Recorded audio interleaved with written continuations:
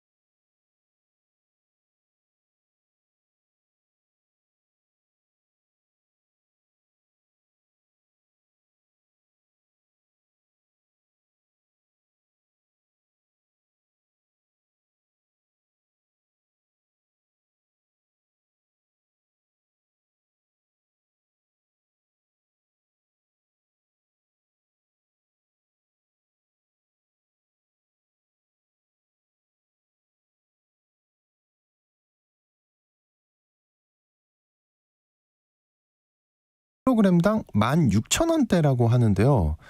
근데 이런 상황이 계속되면 한우 농가들이 도산 위기에 몰릴 판이에요? 그렇습니다. 이게 소비자분들은 뭐 한우가 여전히 가격이 높다 이렇게 말씀하실 텐데요. 네. 실제 근데 한우 농가들이 받아보는 이 킬로그램당 16,000원대의 경락 가격은 심각한 가격대입니다. 왜냐하면은 인건비나 자본 용역비 그러니까 뭐 빌린 돈의 이자 같은 뭐 이런 건데요. 네. 이런 것을 제외한 것을 경영비라고 하는데 이 경영비로만 따져도 16,000원대의 경락 가격 이게 크게 못 미치기 때문입니다. 그 실제 한우 한 마리를 키우는데 얼마나 비용이 들기에 이런 소리가 나오는 걸까요? 요즘 도축 때는 한우는 한 마리에 정용약이 그러니까 고기량이죠. 고기량이 한 450kg에서 480kg 정도 된다 이렇게 보는데요. 네. 이 정도 고기가 나오게 하려면은 생체중으로는 한 800kg 정도까지 키워야 됩니다. 그래서 이렇게 소를 키우려고 하면은 통계청 조사 결과에서도 910만 원 정도의 비용이 이제 들어가게 되는데요. 이걸 정육 기준으로 따지면은 1kg당 19,000원에서 한 2만 원 정도 나옵니다.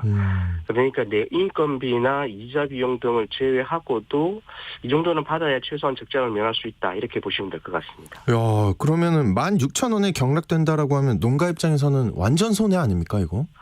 그렇습니다. 이게 거세우를 기준으로 봐도 현재 경락 가격이 17,000원대인데요. 문제는 이런 가격이 형성된 게 이게 어제고 놀 일이 아니라는 데 있습니다. 2022년 12월에 이미 경영비 미만으로 경락 가격이 떨어진 후에 지난해 같은 경우도 추석 전후에 평균 가격이 잠깐 경영비 이상으로 올랐다가 이후 계속 경영비 미만 가격을 지금 형성하고 있는 상황입니다. 네, 근데 또 우리 소비자들 입장에서는 한우 하면은 고급, 비싸다 이런 이미지거든요. 근데 또 농가 입장을 들어보니까 농가는 농가대로 속이 탈 것 같은데요. 그렇습니다. 이게 통계청의 이제 공식 통계에서도 이미 나와 있는데요. 2022년도에도 한우 비육 5마리당 순이익이 68만 9천 원 적자. 적자요. 예. 예, 그렇습니다. 한우 번식우도 40만 9천 원 적자다. 이렇게 분석이 된 바 있었고요. 아직 2023년도에 통계청 수익 분석은 나오지 않았지만은 이제 민간 연구기관인 GSNJ라는 곳이 있는데요. 이곳에 따르면은 비육우는 지난해 같은 경우 마리당 한 130만 원 정도, 그리고 번식우는 마리당 90만 원 정도 적자가 났을 것으로 추정된다. 이런 자료를 발표하게 됐습니다. 상황이 이랬다 보니까 300마리 정도 이상 이 정도 키우면은 적은 마리수가 아니라고 하는데 네. 이런 규모로 키우는 농가도 하반기면은 견디기 힘들 것이다. 이런 불면소리가 나오고 있는 상황입니다. 이게 물가 안정도 좋지만 농가도 좀 살아야 하지 않을까 싶습니다. 당연히 그래야죠. 근데 저는 말씀을 들을수록 이해가 안 되는데 적자가 이렇게 크고 그런데 왜 계속 한우 가격은 비쌀까? 참 어렵습니다. 예, 근데 한우도 그렇고 또 근데 마늘과 양파도 우리 식탁에 빠져서는 안 되는 채소잖아요. 근데 올해 이 재배 면적 조사치가 나왔다고요. 그렇습니다. 실적 조사를 하고 있는데요. 한국농촌경제연구원이 재배 면적 실적 조사 결과치 이걸 내놨습니다. 마늘은 재배 면적이 전년 대비 감소하고 양파는 재배 면적이 늘어날 것으로 조사가 된 건데요. 마늘 재배 면적이 전년 대비 감소하는 이유는 2023년산 마늘 수확기 가격이 약세를 면치 못했던 때문이고요. 양파는 반대로 수확기 가격이 높았기 때문으로 분석이 되고 있습니다. 네. 이러면 올해 다시 마늘 가격은 오르고 양파 가격은 떨어지는 게 아닐까 싶네요. 갑자기. 1월 20일 기준으로 조사가 된 건데요. 24년산 마늘 재배 면적은 전년보다 4.2% 줄어든 23,592헥타로 집계가 됐고요. 네. 그럼에도 불구하고 평년 단수를 고려할 경우에는 지난해보다는 소폭 생산량이 증가 한 31만 4천 톤 정도 수준이 될 것이다. 이런 전망이 나왔습니다. 반면 재배 면적이 전년보다 4.7% 늘어나면서 18,829헥타 정도로 조사가 된 양파 같은 경우는요. 일부 지역에서 냉해가 발생한 것으로 조사가 되긴 했습니다만은 네. 어쨌든 재배 단수를 곱한 생산량이 135만 7천 톤 정도, 전년보다 11.6%, 평년보다는 3%가량 이제 늘어날 것이라는 전망인데요. 이건 냉해 상황에 따라 조금 유동적일 것 같습니다. 네, 어쨌든 둘 다 조금씩 늘어날 것 같은데 현재까지 그러면 수급에 큰 문제는 없을 것 같다 이런 전망이겠네요. 그렇습니다. 현재로만 봐서는 생산량이 부족할 것으로는 보이지 않는데요. 오히려 양파 같은 경우는 저장량이 많아서 문제가 되고 있는 상황이기도 합니다. 다만 이게 마늘과 양파 같은 경우가 노지에서 재배되는 작물이라는 점인데요. 그래서 기상 상황이나 재해 그리고 병충해 등에 따라서 달라질 수 있다. 이런 점은 좀 감안하시면 좋겠습니다. 네. 그리고 곧 봄 영농철인데요. 농협에서 주요 농기계를 대상으로 엔진오일 무상 교환을 진행한다고요? 그렇습니다. 지난 19일부터 내달 15일까지 전국의 582개소 농협의 농기계 센터에서 주요 농기계를 대상으로 엔진오일 무상 교환을 실시한다. 이렇게 농협경제지주가 밝혔습니다. 이번 점검에서는 농협 경제 지주가 그간 3년간 지역 농협을 통해서 농업인에게 공급한 트랙터나 콤바인, 이양기를 대상으로 엔진 오일 무상 교환 등을 이제 진행을 하는데요. 해당되는 농업인께서는 지역 농협 농기계센터에 신청을 하셔서 필요한 서비스를 받아보실 수 있다고 합니다. 네. 또 봄 영농철이 되면 농기계 대상 점검 서비스도 있었던 것 같은데 이 소식도 있나요? 그렇습니다. 이제 같은 기간 농기계센터에서 농기계 점검도 같이 진행을 하고요. 또 네. 농기계센터를 운영하지 않는 지역의 농업인을 대상으로 해서는 NH 농기계 순회 정비단을 운영해서 전국 단위로 농기계 순회 수리가 진행이 되고 있습니다. NH 농기계 순회 정비단 같은 경우는 3월에서 12일까지 이 사이에서 노광기를 이용해서 도별 순회 수리 봉사를 진행을 하는데요. 어쨌든 대상이 되시는 분들 영농철 앞두고 농기계 점검을 꼭 받아보시길 바라겠습니다. 네, 그렇습니다. 동수산 뉴스 지금까지 한국농어민신문의 이진우 기자님과 함께했습니다. 오늘 말씀 고맙습니다. 감사합니다.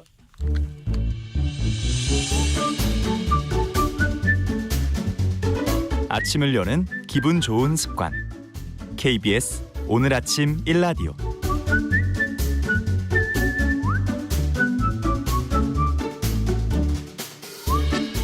다양한 마케팅 분야의 전략과 아이디어를 끌어올릴 수 있는 방법에 대해 살펴보는 시간입니다. 마케팅 아이디 업. 오늘은 히든 마케팅에 대해 얘기 들어보겠습니다. 마이테이스트의 민지영 대표님 나오셨습니다. 안녕하십니까? 네, 안녕하세요. 그 마케팅이 원래는 이제 막 우리는 어떤 브랜드예요 이런 걸 알리는 게 시작이잖아요. 근데 이거 반대네요. 숨기는 거잖아요, 그죠? 네, 맞습니다. 보통의 마케팅 취지와 정반대로 브랜드나 제조사명을 숨기고 진행하는 마케팅이고 이제 히든 마케팅이라고 불리는데요.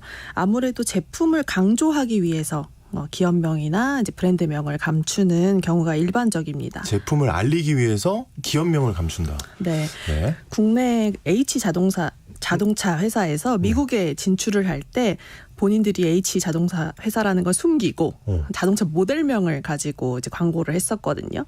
그런 것들이 하나의 사례가 될 수 있는데 이유가 H사가 미국에서는 굉장히 중저가 브랜드이자 그냥 돈이 조금만 있으면 타는 차라는 인식이 좀 강했다고 해요. 이전에는. 네네. 그래서 새로운 모델을 가지고 진출을 하면서 우리의 브랜드는 버리자. 회사명은 버리고 세상에. 자동차 모델명을 일단 내세워보자라고 하면서 고급화 전략을 취했다고 해요.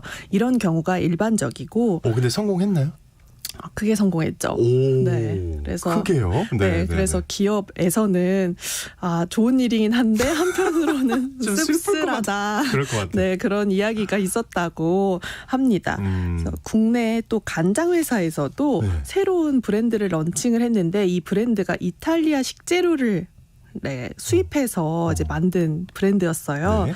그래서 식재료라는 큰 틀에서는 유사하지만 이탈리아의 고급 원료들을 가지고 우리가 뭔가 새로운 식재료를 제품들을 만들어냈기 때문에 이 제품을 강조하기 위해서 모기업을 숨긴 사례라고 볼 수 있겠습니다. 이게 되게 추측하는 재미가 있네요. 네. 어디지? 이러면 맞아요. 네. 그래서 최근에는 네. 간판 없는 가게들도 늘어나고 있는데 우리는 간판이 별로 중요하지 않다라고 생각할 수 있지만 간판에 있는 로고 또 그리고 그 간판에 써 있는 가게 이름 이런 것들로 이 가게가 무엇을 파는지 유추할 수 있는 경우들이 그럼요. 많이 있거든요. 네. 그런데 완전히 반대로 간판을 다 없애버려서 여기가 어디인지 모르게 만드는 거예요. 저희 동네에도 몇 군데 있어요. 네, 본 요즘 것 같아요. 예. 늘어나고 있습니다. 예. 그래서 간판만 없을 뿐이지 컨셉이 굉장히 확실한 가게이기 때문에 그 가게가 어떤 물건을 파는 가게인지 혹은 어떤 음식점인지 알게 되면 소비자들이 더 몰리고 또 SNS에 확산을 해주는 홍보 효과까지 누릴 수 있습니다. 이야,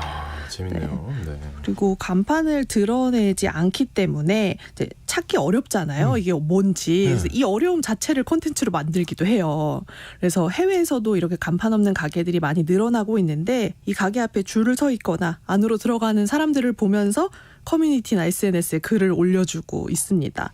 그러니까 막 올리라고 안 했는데도 자기들이 궁금하니까 여기가 뭐 하는 데인지 사람들이 너무 많이 줄을 서 있다, 들어가 있다 이렇게 얘기를 하면서 서로 의견을 나누고 자연스럽게 홍보를 하게 되는 효과도 누린다고 합니다. 네. 그래서 또 어떤 마케팅 효과들을 위해서 히든 마케팅을 하는지 여러 가지 사례들을 한번 소개를 드리겠습니다. 네. 이렇게 브랜드를 숨기면서까지 마케팅을 하는 이유는 뭐 당연히 더 돈을 벌려고 그렇죠. 더 잘 되기 위해서겠죠, 그죠? 근데 그 다른 이유로 네. 각기 다른 이유로 히든 마케팅을 한 유제품 회사들이 있다면서요. 네, 제가 두 회사를 소개를 해드릴 텐데 이 회사들 모두 카페 브랜드를 런칭할 때 모기업인 우유 회사죠. 이 유제품 회사를 숨기는 마케팅을 진행을 했어요. 네, 첫 번째 회사는 뭐 앞서 말씀드렸던 많은 회사들이 히든 마케팅을 하는 이유와 동일합니다. 뭐냐하면 기존에 판매하는 우유들은 우유가 사실 아무리 원재료가 좋다 하더라도 고급화 전략을 쓰기는 쉽지가 않잖아요. 어렵죠. 네, 판매 경로가 마트로 한정이 되어 있고 그다음에 가격도 높지 않기 때문에 고급스러운 이미지 자체를 갖기는 쉽지가 않거든요. 그래서 이 브랜드에서 프랜차이즈 카페를 처음 런칭할 때 브랜드 명에 우유회사라는 것은 철저하게 숨기고 진행을 했어요. 그래서 오히려 좋은 커피 원두를 사용한다라는 것을 강조하기 위해서 그 바리스타 대회에서 우승한 챔피언인 폴바셋 이라는 사람의 이름을 그대로 따서 네, 브랜드명으로 만들었습니다. 예, 네, 그래서 출점 전략 역시 수도권이나 부산과 같은 대규모 도시 위주로 진행을 하고 있고 그리고 비수도권은 백화점이나 혹은 임차료가 비싼 지역만을 골라서 네, 개점하는 방식이었다고 해요. 아주 고급하네요. 네, 그리고 가격도 뭐 지금은 많이 상향 평준화되었지만 그 당시에 런칭할 때는 여타 별다방이나 다른 그 프랜차이즈 카페들에 비해서 한 10% 정도 가격을 올려서 책정을 했습니다. 그랬던 것 같아요. 예. 네, 그래서 기존에 있던 유제품 모기업이 가진 이미지와 좀 차별하기 위해서 기업명을 숨긴 사례라고 보시면 될 것 같습니다. 그렇군요. 그 고급화 이미지를 위해서 히든 마케팅을 한 기업과 반대의 이유로 기업명을 숨긴 브랜드는 뭐예요, 또? 네, 기업 자체에 부정적인 이슈가 있어서 네, 이를 숨기기 위해서 히든 마케팅을 활용한 사례예요. 예. 또 다른 그 우유 회사의 경우에 연관 검색어를 이제 검색을 해보면 논란 그리고 불매 운동이 같이 언급이 될 정도로 부정적인 이슈가 많이 있습니다. 최근에 코로나 바이러스가 한창 유행일 때는 마시는 요구르트에 포함된 성분만으로 이 바이러스를 막아줄 수 있다는 과장 광고를 해서 네, 철퇴를 맞기도 했고요. 또 과거에는 대리점에 보통 밀어내기라고 하죠. 상품을 강매하거나 그리고 임신 또 출산하는 직원들을 정규직에서 비정규직으로 강제 전환하는 그런 비윤리적 행동들을 때문에 좀 꾸준히 논란이 있어 왔고요. 이것 때문에 이 사건들이 사실 10년이 넘었거든요. 그럼에도 불구하고 주기적으로 기업들의 윤리적인 문제나 부정적인 이슈가 있을 때 이 모기업이 항상 언급이 되는 거예요. 네, 그래서 이 기업은 히든 마케팅을 활용하고 있는데 제품에 보통 이제 우유 제품을 보면 빨대가 붙어 있는 경우가 많잖아요. 이 빨대의 위치를 제조사를 가리는 위치에 하는 것부터 시작했다고 해요. 네, 그래서 철저하게 제조사를 숨기는 네, 방식을 선택을 했고 그쪽도 고민은 많았네요. 네. 네네. 그리고 역시 이렇게 프리미엄 아이스크림 전문점을 런칭할 때도 마찬가지였는데 브랜드 가치가 많이 하락하다 보니까 당연히 악영향을 끼칠 테니 그쵸. 우리 회사는 숨기자라는 전략을 취했어요. 그래서 초반에는 이걸 잘 모르는 사용자들이 유기농 우유로 만든 고급 아이스크림이다라고 하니까 뭐 맛도 있고 그래서 매출도 상승하고 뭐 매장도 점점 늘려갔는데 이 아이스크림 브랜드에서 다 숨기지는 않았더라고요. 그래서 브랜드명 뒤에 1964라는 숫자를 붙이는 바람에 1964? 네, 정체성이 좀 드러났어요. 이 이유가 이 N사의 설립 연도가 1964년이거든요. 그래서 다 숨기지 못한 거죠. 견뎠네요. 네, 다 숨기기에는 좀 아쉽다라는 생각이 들었는지 네, 이것을 나중에 알게 된 소비자들이 또 SNS에 올리면서 한동안 불매 운동이 또 일어나기도 했습니다. 아, 그렇군요. 근데 사실 그래요. 부정적 이슈를 덮기 위해서 히든 마케팅 하는 게 아니라 이슈를 만들지 말아야죠. 맞아요. 이거 눈 가리고 아웅인데 그러니까요. 근본적인 해결을 해야죠. 하지만 돈은 벌고 싶고 어떡해. 갑자기 막 옛날 얘기 중에 왜 그런 거 있잖아요. 무슨 얘기하다가 뒤돌아보지 마. 절대 뒤돌아보면 망부석 돼. 절대 뒤돌아보지 마 했는데 뒤를 돌아봐서 망부석이 되는 옛날 얘기가 떠오릅니다.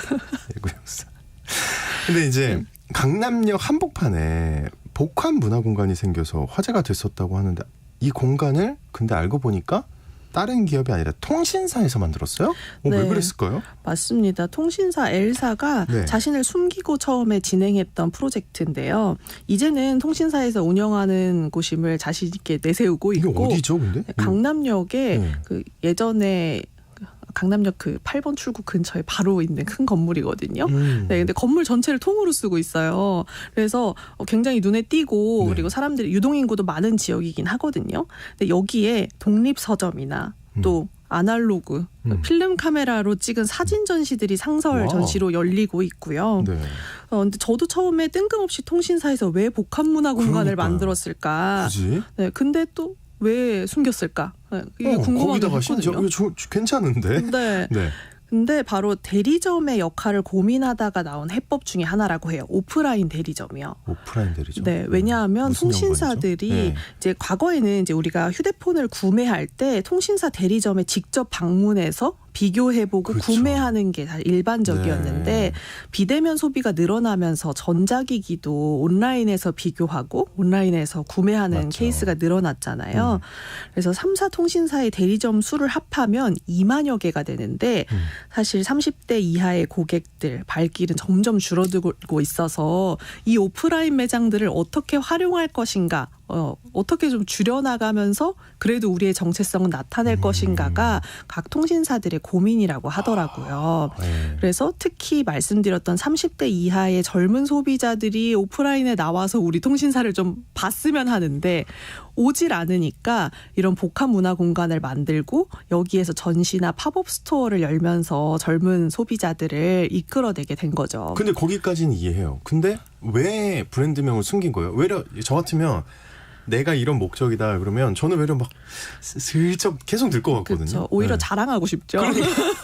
우리도 사실은 자랑하고 싶죠. 맞아요, 사실. 네. 우리도 이렇게 멋진 일을 해요. 뭐 이런 문화적인 걸 생각하고 있어요. 이럴 것 같은데 왜 아예 다 숨겨버렸을까요?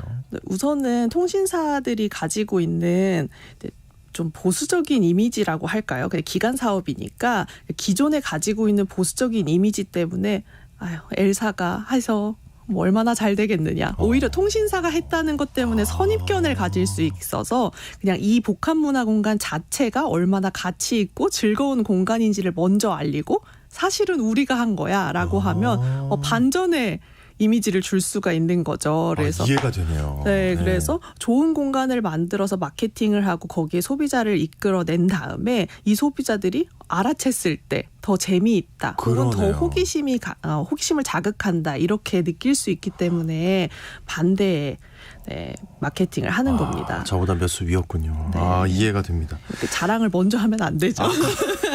네. 저의 어떤 퍼스널리티가 나온 것 같아요. 내가 이런 거 했는데.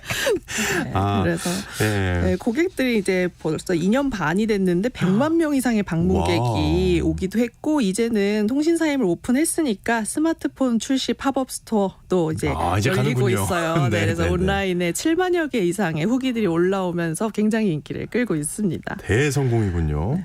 근데 이 통신사처럼 이 증권사 금융업계가 비대면 마케팅을 많이 한다고 들었습니다. 네. 네. 근데 그 중에 아주 놀라운데요. 이거 진짠가요?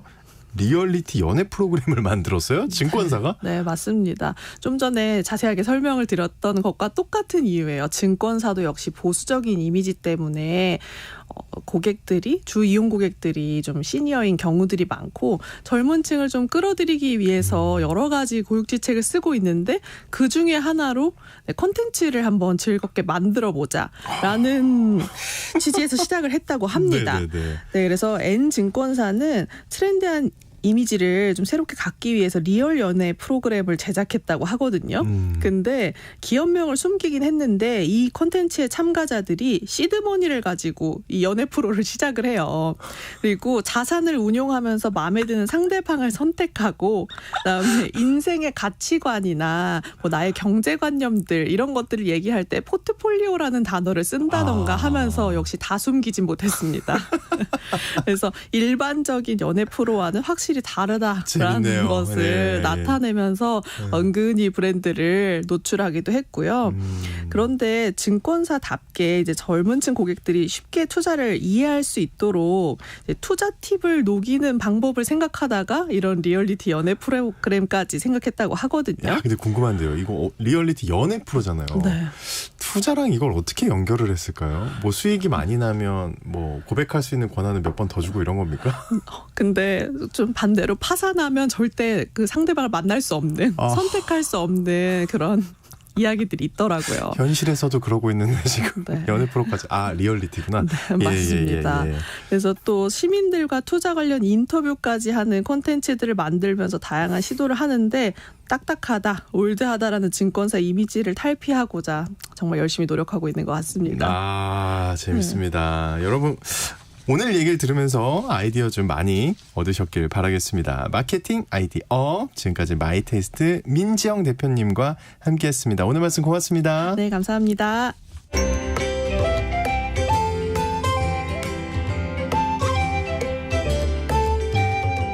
상쾌한 하루의 시작. KBS 오늘 아침 1라디오.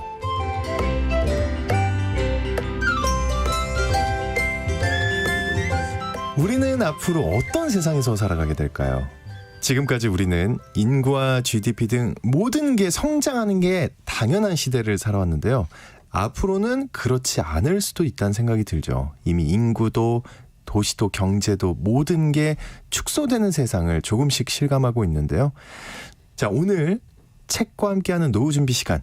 축소되는 세계라는 제목의 책을 함께 읽어보겠습니다. 미래에셋 투자와 연금센터의 김동엽 상무님 나오셨습니다. 안녕하십니까? 네, 안녕하십니까? 오늘 굉장히 기대가 됩니다. 제목이요. 축소되는 세계. 이미 우리 그 게시판에 아는 분들이 많은 것 같아요. 축소되는 세계 좋아요. 막 이렇게 하시는 분들을 제가 봤거든요. 어떤 책입니까, 이거? 이 책은 이제 앞으로 우리가 살아갈 세계가 어떨 거냐라는 데 대한 일종의 전망서 비슷하면서 과거의 히스토리컬한 데이터를 가지고 다 증명을 하거든요. 네. 그래서 보고 보면 정말 그렇겠다는 생각이 드는데 전 세계는 이제 지난 100년 동안을 보면 더 많이 이렇게 해가지고 이걸 모토로 삼아가지고 계속 성장하는 시대를 살아왔죠. 그러면 인구도 늘어나고 GDP도 성장하는 게 당연한 걸로 여기고 왔던 시대를 살아왔는데 저자는 이제 더 이상은 그렇지 않을 거다.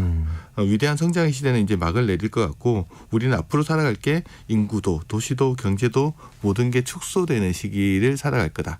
대표적으로 데이터를 한번 보면 저자가 2050년경이 되면은 이제 세계 경제는 마이너스 성장으로 돌아섰을 거고요. 네. 2070년이 되면 전 세계 인구가 감소하는 변곡점에 들었을 거다. 2070년이 되면 그리고 이미 2020년부터 인구가 감소하기 시작한 게 우리나라 이야기도 있고요. 이민이 없다면 미국 같은 경우도 2034년부터 인구가 줄어들 거다. 그리고 2040년이 되면 일본 지자체의 절반이 소멸할 거다. 그 2100년이 되면 현재 인구의 절반이 되는 중국의 현실 같은 것들도 보여줍니다. 이런 모습들을 보여주면서 이제 축소되는 게 어떻게 보면 당연한 시대를 앞으로 살아가야 될지 모른다라는 것들에 대한 이야기를 하고요. 특히 이제 줄어드는 인구가 우리 삶에 어떤 영향을 미치는지에 대해서는 좀 집중적으로 점검해보고 있는 게 이 책이라고 보시면 될 것 같습니다. 그렇군요. 2070년엔 전 세계 감소. 저는 좀 놀라운 게요. 그 와중에 뭐 우리나라 줄어드는 거는 이제는 전혀 놀랍지 않은데 일본은 2040년이면 얼마 안 남았잖아요. 그렇죠. 예. 지자체의 절반이 소멸해요, 여기는. 네, 그렇습니다. 이제 영국의 학자 피터 마탄네라는 분이 어떤 이야기를 했냐면 현재 일본에는 인구의 100%가 75세 이상인 작은 마을이 250개에서 300개가 있답니다. 작은 마을이. 예. 일본은 오랫동안 이제 뭐 인구 고령화나 농촌 인구 감소 문제 이런 거는 많이 고민을 했었는데 이렇게 되면 이제 도시가 줄어드는 문제들에 대한 고민들도 시작되잖아요. 이 축소 도시라는 문제에 대해서 이제 본격적으로 일본에서 이게 화두를 꺼낸 게 누구냐 그러면 정치인 겸 연구員마스다 히로야라는 분이 2014년에 논문을 하나 내놓는데 지방 소멸이라는 논문을 내놓습니다. 설마 그 단어가 여기서부터 나온 거예요? 예, 여기서 나온 거 맞습니다. 저도 이 책은 읽어봤었는데 그 내용이 어떤 게 나오냐면 인구 감소는 처음에는 거대한 파도처럼 소규모 지자체를 강탈을 하고요. 빠른 속도로 지역 전체를 덮어버린 다음에 포악한 이력을 가시하면서 대도시 지역을 삼켜버릴 거다. 이런 표현을 하면서 여기서 나온 말이 뭐냐면 2040년이 되면 일본 지자체의 절반 정도가 소멸할 걸로 예측된다. 물론 뭐 일본인들한테 경각심을 주기 위해서 이런 표현들을 쓰고 이 논문이 나오고 나서 일본은 지방 소멸 문제를 본격적으로 고민하기 시작을 했었거든요. 그런데 이게 경각심만 주기라고 너무 과장한 거 아니냐, 터무니없는 거 아니냐라고 하는데 꼭 그런 것만도 아닌 게 2005년에서 2020년 사이에 인구 15만 명이 넘는 일본 도시 중에서 절반의 인구가 줄어들었다고 합니다. 실제로 그랬군요. 예, 그런 부분들이 있어서 이게 꼭 과언은 아니다. 미래에 이룰 수도 있다. 가능하다. 예. 근데 이 책을 쓴 저자 앨런 말라흐 이분은 어떤 분인가요? 발음이 좀 어렵죠. 아, 지금 느끼셨어요? 굉장히 공들여서 했거든요. 앨런 예일대 말라흐. 졸업하신 앨런 말라흐는 이제 도시계획 전문가고요. 이분이 이제 주로 연구한 게 인구가 감소하는 상황에서 주택 공급, 경제 개발, 도시 재화 활성화를 어떻게 진행해야 되는지가 이분 전문 분야라고 보시면 됩니다. 네. 현재 이제 중국 난징 동남대학교에서 도시계획 전문 연구원으로 활동을 하고 있고요. 저자가 이제 지난 30년 세월 동안 이제 축소 도시에 직접 살아보면서 그런 도시들을 관찰해보고 도시에 관한 생각을 하고 거기에 관한 글들을 이제 꾸준히 써오고 그 결과물 중에 하나가 이번에 나온 책이라고 보시면 될 것 같습니다. 이야, 지난 30년 넘는 세월 동안 관찰한. 우리나라도 사실 일본이랑 현실이 크게 다르지 않을 것 같아요. 우리나라 상황은 어떤가요? 이 책에도 이런 내용이 나오는데 2002년부터 2019년 사이에 우리나라 85개 도시 중에서 31곳이 인구가 감소했다라고 이야기를 합니다. 그리고 이제 그중 절반에 해당하는 도시가 10% 이상 인구가 줄었다고 보면 될 것 같고요. 네. 한국 인구는 점차 이제 서울 중심 수도권 중심으로 집중되는 현상들을 보인다라고 이야기를 하면서 그 중에서 특히 이제 서울 말고 수도권에 있는 인천 같은 도시들은 1992년부터 100만 명이 늘어났다라고 이야기를 하고요. 안산, 의정부 같은 소도시도 인구가 2배 이상 늘어났고 같은 기간에 이제 부산 같은 지역은 인구가 40만 명이 줄어들었답니다. 그래서 이 인구가 줄어든다고 모든 도시의 인구가 줄어드는 건 아니다. 특정하게 집중되면서 늘어나는 데도 있고 오히려 확 줄어드는 데도 있고 그 편차가 있다라는 것들을 이야기해 줍니다. 야, 근데 이제 부산이 제2의 도시인데 2도 이제 의미가 없나 보네요. 저도 고향이 부산인데요. 부산에 가면 요즘 많이 나오는 게 젊은 인구는 빠져나가고 어르신 인구가 높아지는 것들에 대한 이야기들 계속 많이 하거든요. 사는 사람들이 그렇게 느끼는 거면 뭐 정확하겠죠. 그 중국 얘기도 아까 있었어요. 중국도 한자녀 정책 이것 때문에 인구 감소 피할 수 없을 것 같은데 중국은 어떻습니까? 중국 하면 이제 한자녀 정책 떠올리잖아요. 그러니까 중국 출산율을 낮출 목적으로 79년부터 2015년에 한자녀 정책을 실시했고 뭐 그것 때문에 인구가 줄어들었다고 이야기들 많이 하는데 이 저자는 또 특이한 주장을 합니다. 특이한 주장. 뭐냐면 꼭 중국 인구가 줄어든 게 한자녀 정책 때문만은 아니다. 그래요? 그렇게 주장을 하면서 한국과 대만 출산율하고 이제 중국의 출산율을 좀 비교를 해보는데 그 결과 이제 두 가지 사실을 알게 됩니다. 첫 번째는 뭐냐면 중국의 출산율은 한자녀 정책을 실시하기 이전 10년 전부터 급락하기 시작했다는 거예요. 그러니까 중국 한자녀 정책을 실시하고 나서 급락한 게 아니고 그 이전 10년 전부터 줄어들기 시작했다라는 거고요. 두 번째는 한자녀 정책을 실시한 이후의 출산율 궤적을 보면 대만이나 한국보다는 출산율 하락 속도가 느리다는 거죠. 1위여도. 그렇죠. 이것만 놓고 보면 한자녀 정책 때문에 감소한 게 아니고 감소하고 있는 과정에 한자녀 정책이 있었다라는 거라고 이야기를 할 수 있잖아요. 그래서 그런 부분들도 좀 봐야 되고 근데 하지만 이제 중국의 한자녀 정책이 총인구 감소하는 데 크게 영향을 미치지는 않았지만 어디에 영향을 미쳤냐면 남아선호 사상에는 영향을 미쳤고 2019년 기준으로 중국의 10세에서 19세 인구 구성비를 보게 되면 여성 100명당 남자가 몇 명일 것 같으세요? 여성 100명당 남자가 10세에서 19세 120? 119명 정도. 맞췄어요? 얼떨결에 맞추신 것 같은데. 너무 실망하는데. 그건 당연하죠. 굉장히 실망하시네요. 제가 맞힌 거예요. 실망하시는데. 하여튼 100명당 119명 정도 되게 되면은 이게 문제가 생길 수밖에 없잖아요. 그렇죠. 그래서 2030년이 되면 성인 남성 4명 중에 1명이 결혼을 못하는 결과가 나올 거다. 못한다. 그런 이야기들을 하고 있습니다. 그럼 당연히 이제 출산율이 나중에도 또 영향을 미칠 수 있는 것 같습니다. 프랑스는 근데 굉장히 성공했다고 들었어요. 저는 얼마 전에 그 부동산 어떤 글을 보다 제가 알게 됐는데 프랑스는 성공하지 않았나요? 출산 장려 정책? 저희 어릴 때는 저출산의 대표적인 국가가 프랑스였고요. 그러니까요. 지금은 이제 출산 장려 정책이 성공한 국가라고 했는데 그래서 어떻게 이런 이야기가 나오나 싶어서 프랑스의 출산 정책이 이 책에도 나와 있는데 오. 몇 가지 요약을 해보면 네. 어떤 정책이냐면 셋째 자녀 출산 후 1년간 직장 쉬는 엄마한테 월 750유로 한국 돈으로 한 105만 원 들을 현금 인센티브를 준답니다. 아, 그러니까 셋째를 낳았어요. 예, 예. 그럼 직장 안 나가도 100만 원씩 들어온다는 1년간. 거죠. 1년간. 예. 그다음에 또 자녀가 있는 가정에는 기차 요금을 대폭적으로 할인해 주고요. 네. 그다음에 자녀가 늘어날수록 소득세를 줄여준답니다. 어. 그리고 부모라면 이제 남녀 불문하고 누구나 3년간 유급 육아휴직을 쓸 수 있답니다. 유급. 예, 예.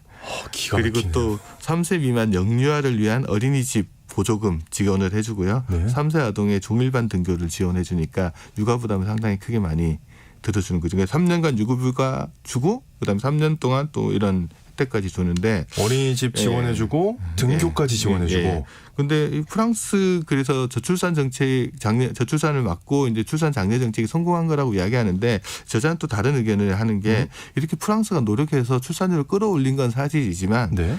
여전히 대체 출산율에는 미치지 못한다. 그게 뭐예요? 대체 출산율. 프랑스 학계 출산율이 지금 1.8명 정도거든요. 가임 여성이 한 1.8명 정도 낳는다는 거잖아요. 네. 대체 출산율은 한 2.1명 정도 됩니다. 그러니까 2명에서 조금 넘게 낳아야 지금의 인구 수준들을 유지할 수 있는데 아무리 출산 정책을 이렇게 써왔어도 그게 안 된다는 거죠. 그래도 감소한다. 근데 그 네. 들어간 비용을 놓고 보면 지금 프랑스가 이제 가족수당 제도를 도입하는데 예산으로 이제 쓴 돈이 얼마냐 GDP 한 4% 정도를 쓰고 있으니까 그렇게 많은 돈을 쏟아붓는데 이게 지속 가능할 거냐 뭐 이런 데에 대한 이제 이야기들을 하고 있습니다. 야, 이것도 얘기 듣다 보니까 저는 프랑스는 완벽하네 막 이랬거든요. 예. 또 아니네요, 그게. 이게 프랑스가 모자란 게 아니고 출산율을 끌어올리기가 그렇게 쉽지는 않다라고 이야기하는 것 같고요. 가능합니까 그러면? 그래서 네. 거기서 저자가 도달한 결론이 뭐냐면 출산율이라는 것들은 이 떨어지는 출산율 하락이라는 건 끈적끈적한 추세다. 끈적끈적. 잘 안 바뀐다라는 거죠. 아. 그래서 끈적끈적한 이 표현을 쓰더라, 스티키라는 표현을 쓰더라고요. 네, 그래서 네. 그런 추세를 보이고 이 추세를 저지하기나 뒤바꾸기 위한 공공 부분의 노력이라는 것들은 기껏해야 이제 미래 날때를 좀 당겨오는 정도. 그 정도 있고 그리고 놔두면 또 다시 원 상태로 돌아가는 그런 모습들을 보일 거다라고 해서 그런 추세가 반복되면 결국은 이제 세계 인구라는 게 2070년이 되면은 줄어드는 방향으로 들어가지 않겠냐 이런 이야기를 합니다. 막을 수 없다. 예. 대세는. 인구와 도시 문제 또 이제 때려고 뗄래야 어쩔 수 없는 건데 인구가 줄어들면 도시가 축소되는 거는 당연하겠죠? 뭐 일본의 예를 한번 들어보면 일본에 이제 오키나와를 제외하고 46개 지방 도시들이 있는데 그중에 39개가 인구가 줄어들고 있고요. 네. 근데 39개 줄지만 7개 지역은 늘어나고 있습니다. 모든 도시가 한꺼번에 줄지는 않는다는 거죠. 그래서 제가 관심을 갖는 게 뭐냐면 인구가 주는데 왜 부동산 가격은 안 떨어질까에 그렇죠. 대한 이야기가 네. 39개를 볼 때는 이해가 안 되는데 7개 도시를 보면 이해가 되는 거죠. 그 대표적인 데가 뭐 도쿄. 도쿄권역에 있는 건데 도쿄, 사이타마, 치바, 가나가와 도쿄를 둘러싸고 있는 지방 도시라고 보시면 될 것 같고요. 여기 4개 현하고 이제 도쿄 바로 옆에 있는 요코하마 같은 데는 계속 늘어나는데 이 4개 현에서 인구가 차지하는 비중이 한 28% 정도 되는데요. 일본 순인구 유입 늘어나는 비중으로 보면 한 85%가 여기서 늘어난다라고 보시면 될 것 같아요. 그래서 우리가 고민해야 될 것들은 잘 봐야 될 것은 모든 데가 줄어들지 않고 편차가 생기고 이런 뭐 격차가 생겨나기 전에 도시 간에 그런 부분들 좀 주의해서 봐야 될 부분 같습니다. 네.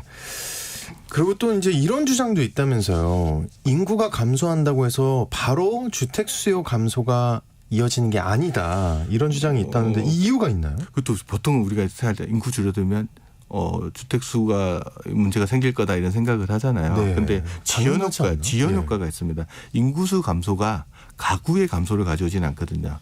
오히려 1인 가구, 2인 가구가 늘어나면서 가구 수는 오히려 늘어나면서 인구가 줄어드는데 가구가 늘어나는 현상들이 되면서 지연 효과가 발생하는 거예요. 우리 인구만 보면은 잘 안 보이는데 가구를 같이 보게 되면 그게 좀 보이거든요. 가구는 늘어날 수 있죠. 1인이 계속 많아지니까. 책 보다가 이거 보면서 옛날에 드라마 중에 재벌집 막내 아들 볼 때 진양철 회장님 나오시잖아요. 가구점 가서 했던 말이 있어요. 내년도 가구 시장 전망을 어떻게 생각하나 사장한테 물었대. 사장님이 인구가 줄어들어서 가구 매출이 좀 줄 것 같습니다. 그랬더니 막 뭐라 그러면서 당신은 하나밖에 못 보냐. 인구는 줄지만 가구는 늘어나지 않냐. 그렇죠. 1인으로 사는 가구. 가구는 늘어나니까 가구가 많이 팔 거 아니냐.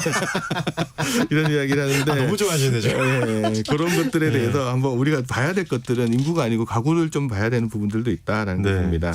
그러면 저자는요 다 좋습니다. 예. 이런 상황 예. 어떻게 좀 축소되는 도시 문제 해결하기 위해서 뭐가 필요하다고 보나요?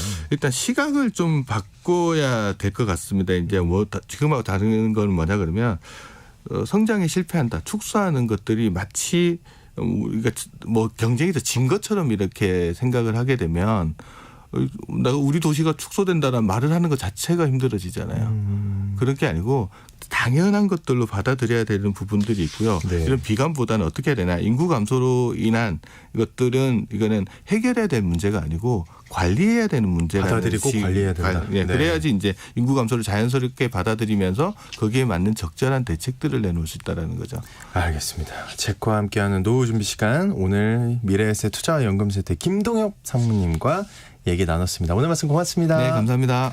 네, 오늘 퀴즈의 정답은요. 매주였습니다. 1832님, 6465님. 어렸을 때 집에서 매주로 간장, 고추장, 된장 만들었는데 와, 냄새가 아직도 코끝에 남아있네요. 좋은 추억, 좋은 기억이네요. 7616님도 어릴 때 매주같이 못생겼다고 놀림받고 그랬던 기억이 있네요. 아니죠? 비 오는데 또 갑자기 슬픈 얘기. 아닐 거예요. 그때 어리니까. 네, 장난이었겠죠. 9083님 정답 매주. 아침밥으로 된장국 먹고 출근 중입니다. 좋은 하루 되세요 하고 보내주셨는데요. 네, 청취자 여러분들 홈페이지에 당첨자 올려놓겠고요. 여러분 모두 좋은 하루 보내시기 바랍니다. 내일 뵐게요.